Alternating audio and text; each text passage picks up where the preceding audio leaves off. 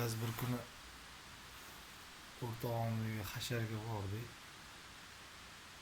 Santexnika qilishga, yani katta trassa o'tgan, azbis katta endi, katta. O'shanga xamut boylab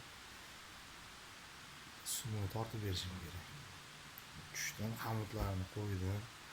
Tepada o'rtog'im dadasi bilan o'zi turibdi.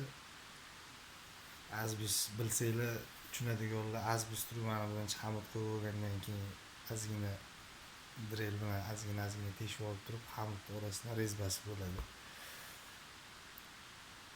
Uradigan bir nimasi bo'ladi. Nayzachasi bo'ladi. O'sha bilan bilaman suv chiqadi o'tdan. Bitta urdim, namlanib ko'rib turib, qarasam ikkalasi ota bola qarab turibdi. Ikkinchisida bitta urdim, sharillab suv chiqib ketdi-yu. Endi shunaqa fantam bo'lyapti, qarochi.